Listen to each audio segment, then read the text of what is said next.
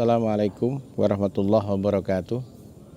Bismillah, alhamdulillah, la haula wa la quwata illa billah. Allahumma salli ala sayyidina Muhammad abdika wa nabika rasulika nabil ummi wa ala alihi wa sahbihi wa salim tasliman biqadri a'udzumadzatika fi kulli waqtin wahin.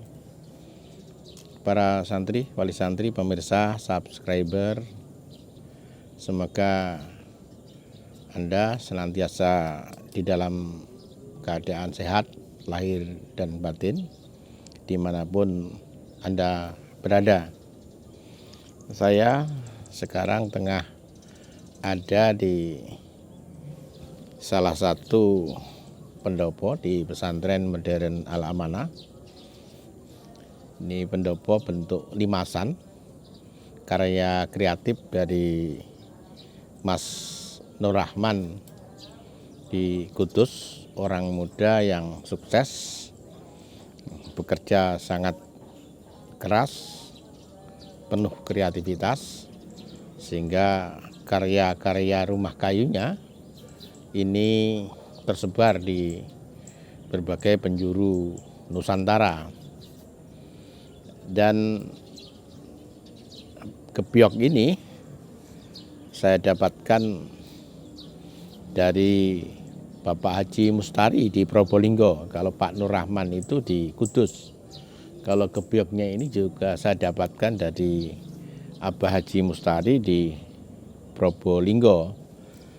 Seperti sering saya sampaikan, agar kita memiliki daya hidup selalu bersemangat walaupun usia terus bertambah.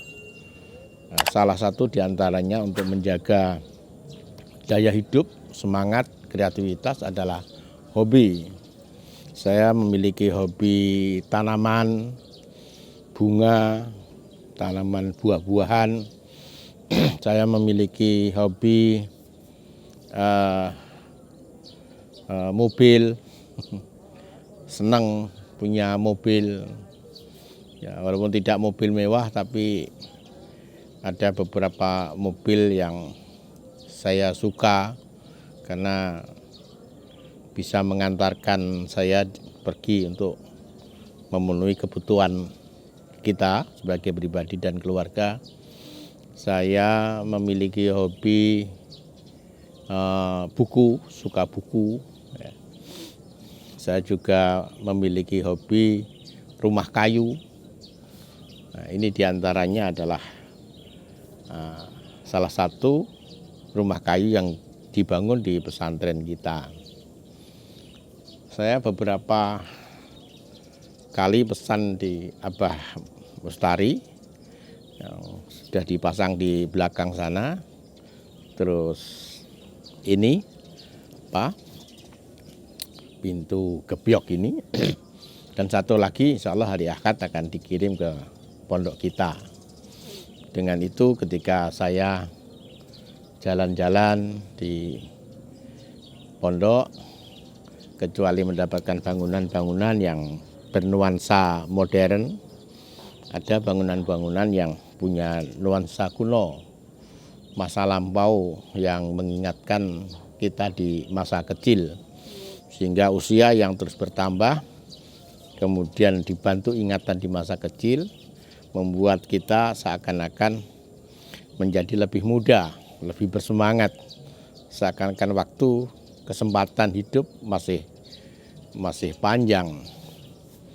Padahal sebenarnya ya tinggal menunggu antrian saja. Para santri, wali santri, pemirsa juga subscriber, beberapa hari yang lalu wali santri dan putra-putrinya berkumpul di pendopo Wali Songo di pesantren modern Al-Amanah.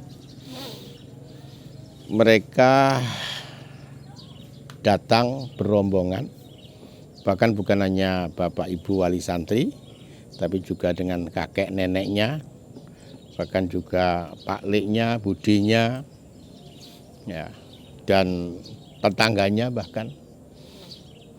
Maksud kedatangan mereka adalah untuk memamitkan, untuk mengizinkan, ya, untuk minta doa agar anaknya dan juga keluarganya diberikan kekuatan karena mereka akan meneruskan pendidikannya di luar negeri, utamanya di Mesir.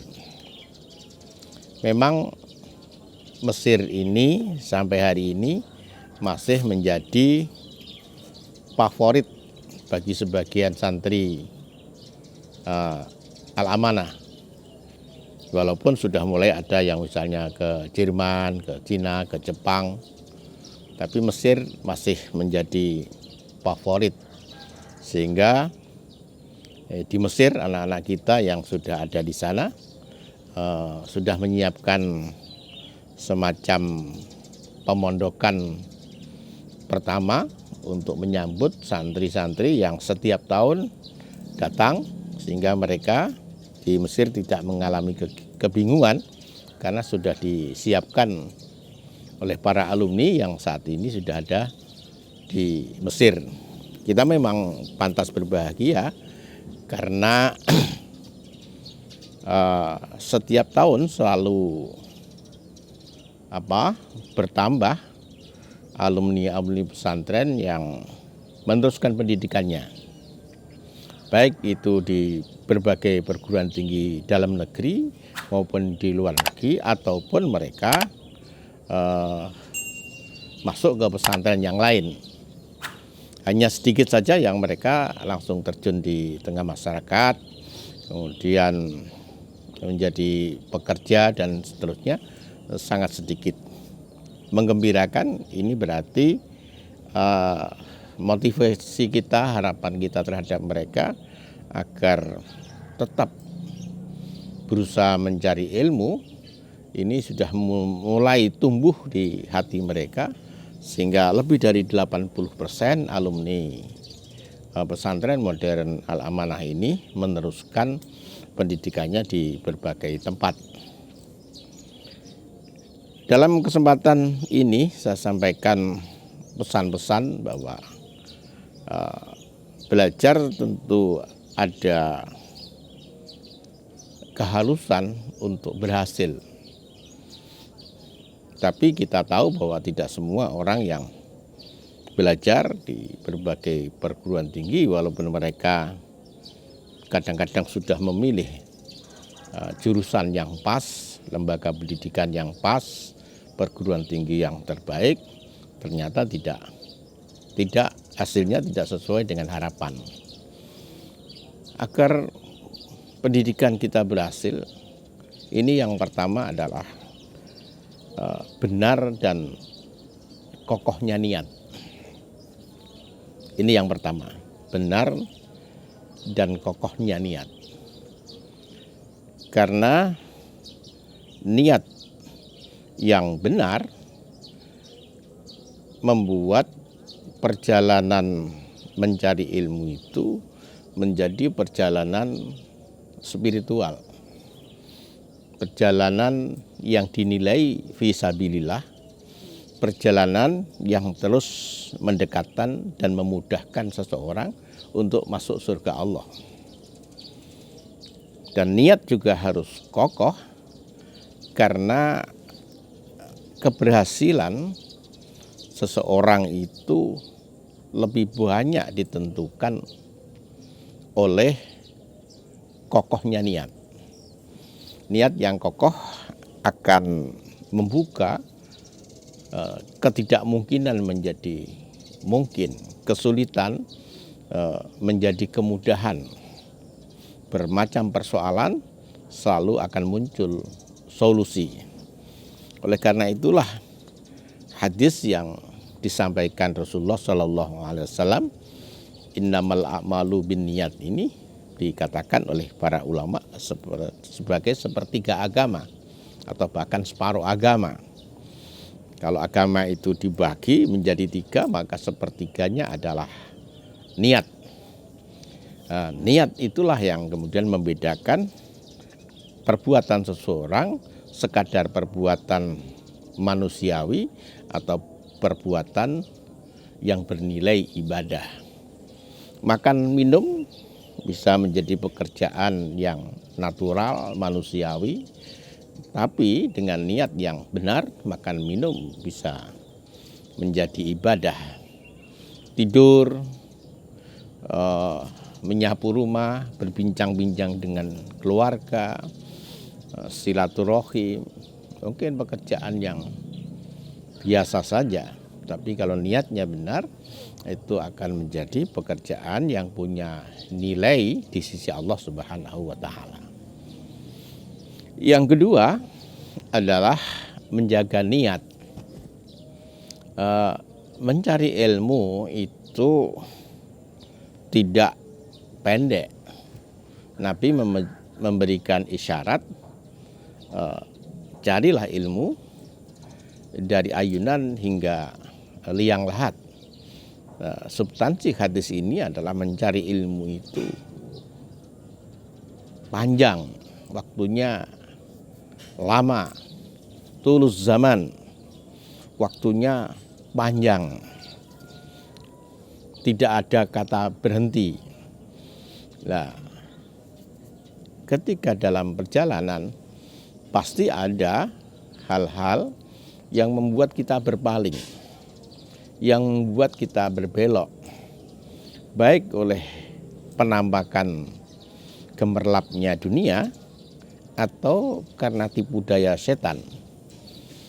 Setan adalah makhluk yang paling berkepentingan agar para pencari ilmu itu berbelok arah. Karena bagi setan menggoda 1000 orang yang bodoh, ahli ibadah sekalipun, kalau bodoh itu jauh lebih mudah ketimbang menggoda 1 orang alim.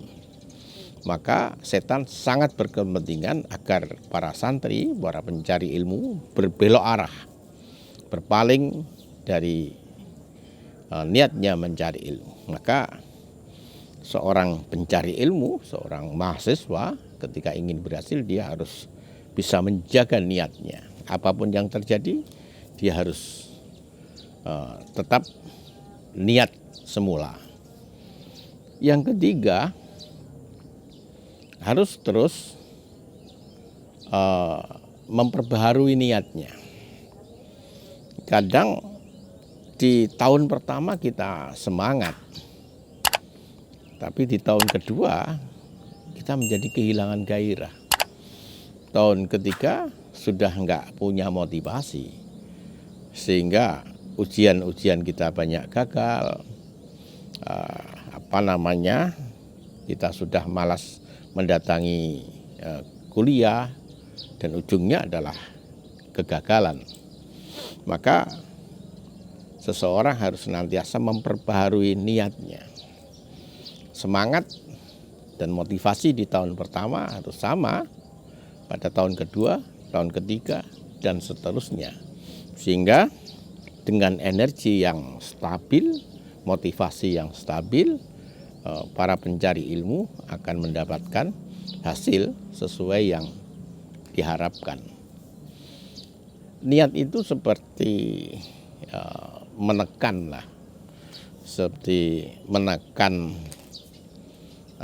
energi yang ada di dalam diri kita. Kalau niatnya kuat, maka energi yang tersimpan di dalam diri kita akan bergerak mendukung apa yang kita niatkan. Kemudian yang keempat adalah tetap fokus belajar. Karena kita mencari ilmu itu tidak ada di ruang hampa. Kita bergaul dengan manusia lain dengan semangat yang berbeda-beda. Kita bergaul dengan situasi yang bermacam-macam. Nah, seperti organisasi, seperti bisnis, seperti kegiatan olahraga, dan banyak yang terjadi di sekitar kita. Baik kita ikut organisasi sangat baik, kita ikut bagian olahraga sesuai hobi kita baik, kita mencoba belajar bisnis juga baik, tapi harus tetap dicatat bahwa itu sekadar agar kita bisa menjaga ritme belajar kita. Belajar harus menjadi fokus utama, perhatian utama. Pengerahan seluruh energi harus tetap fokus pada belajar. Ini yang keempat. Yang kelima adalah terus berdoa kepada Allah Subhanahu wa Ta'ala. Berdoa itu kecuali perintah Allah, ya. Dan yang kedua, ada jaminan dari Allah untuk memberikan ijabah terhadap doa-doa kita. Nah, doa itu berarti kita sedang menghidupkan, mengaktifkan kekuatan-kekuatan tersembunyi yang diberikan Allah di dalam diri kita. Seringkali kita itu tidak mengetahui apa sebenarnya yang Allah berikan di dalam diri kita. Kekuatan apa yang Allah tanamkan di dalam diri kita. Potensi apa yang ada di dalam diri kita tidak pernah tahu. Tapi kita menjadi tahu dalam kehidupan orang-orang yang bisa mengubah dunia dengan ilmunya, dengan penemuan teknologinya, dengan aktivitas sosialnya. Orangnya sama dengan kita, tapi mereka bisa mengubah dunia dari keadaan yang biasa menjadi sesuatu yang sangat luar biasa. Mereka bisa melakukan rekayasa sosial sehingga masyarakat punya kesadaran untuk membangun negaranya, kecuali meningkatkan keadaan kesejahteraan keluarganya, sehingga negara itu menjadi sebuah negara yang berkembang luar biasa, negara yang makmur. Itu orang seperti kita, tapi mereka bisa mengaktifkan energi yang ada di dalam dirinya, sehingga manusia biasa itu memiliki daya rubah yang luar biasa. Nah, bagaimana cara menghidupkan, mengaktifkan energi itu? Salah satu di antaranya adalah doa. Bagi seorang mukmin, doa itu senjata. Doa itu adalah satu cara untuk mengaktifkan kekuatan, potensi yang ada di dalam diri kita. Maka seorang santri, seorang pelajar, seorang mahasiswa, kecuali niatnya benar dan kokoh. Yang kedua, bisa menjaga niatnya. Yang ketiga, selalu memperbaharui niatnya. Yang keempat, fokus belajar. Yang lima, yang sangat penting adalah doa. Seperti tadi saya katakan, doa itu perintah Allah. Yang kedua, ada janji Allah bahwa orang yang berdoa akan dikabulkan sepanjang dia doa dengan keyakinan yang penuh. Yang ketiga, doa bisa mengaktifkan energi positif, potensi, talenta yang ada di dalam diri kita. Ini para santri, wali santri, pemirsa, juga subscriber apa yang saya sampaikan. Semoga bermanfaat.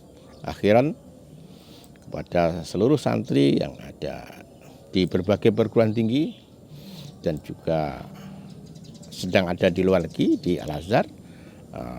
Moga-moga kalian senantiasa diberikan maunah, hidayah, taufik Allah Subhanahu wa Ta'ala. Akhiran wallahu muwaffiq ila aqwamit thoriq. Assalamualaikum warahmatullahi wabarakatuh.